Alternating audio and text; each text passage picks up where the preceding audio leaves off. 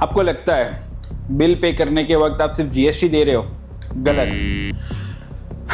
आप एक ऐसी पैरेलल गवर्नमेंट को टैक्स दे रहे हो जिसका जिक्र हमारी कॉन्स्टिट्यूशन में है ही नहीं। भारत सरकार की या राज्य सरकार की किसी भी एजेंसी ने उन्हें मान्यता नहीं दी है। ये ब्रांड्स डरती है। क्यों? क्योंकि एक कम्युनिटी ने नो लोगो नो बिजनेस का नारा दिया है। एक छोटे से लोगों के लिए आज एक मैन्युफैक्चरर को 90,000 रुपए की रजिस्ट्रेशन फी देनी पड़ती है और इसे प्रिंट करने के लिए 20,000 रुपए साल का अलग से।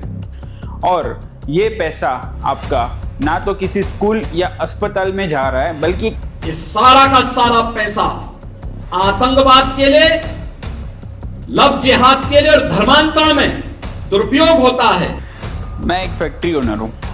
चलो एक कैलकुलेशन समझाता हूँ। अगर मेरे पास 100 प्रोडक्ट्स हैं तो मुझे हर एक प्रोडक्ट के लिए अलग अलग रजिस्ट्रेशन फ़ी देनी पड़ती है। मुझे हर एक वेरिएंट पे उस लोगों का रेंट देना पड़ता है।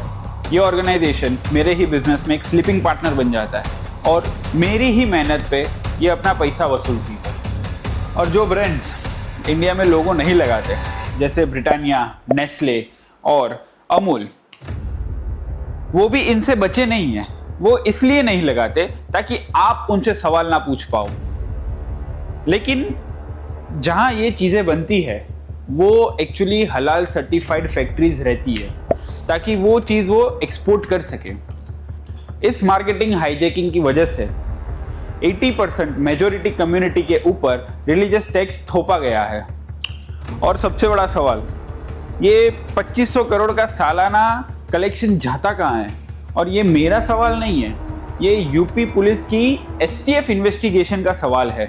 और इसीलिए उत्तर प्रदेश ने इसके खिलाफ बड़ी कार्रवाई प्रारंभ की है कि हलाल सर्टिफिकेशन के नाम पर भारत के उपभोक्ताओं का शोषण करने वालों के खिलाफ सख्त कार्रवाई होनी ही चाहिए। और जमियते उल हिंद ट्रस्ट खुद मानती है कि वो एक लीगल सेल चलाती है। उनके अपने रिकॉर्ड्स के मुताबिक ये पैसा उन लोगों के कोर्ट केस लड़ने के लिए यूज होता है जिनके ऊपर देशद्रोही एक्टिविटीज का सीरियस आरोप है।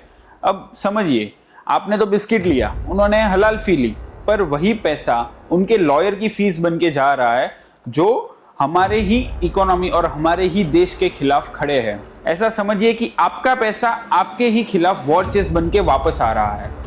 आप जब कोई सामान खरीदते हैं तो सामान खरीदते समय एक चीज जरूर देखिए, क्या उसमें हलाल सर्टिफिकेशन तो नहीं लिखा हुआ है।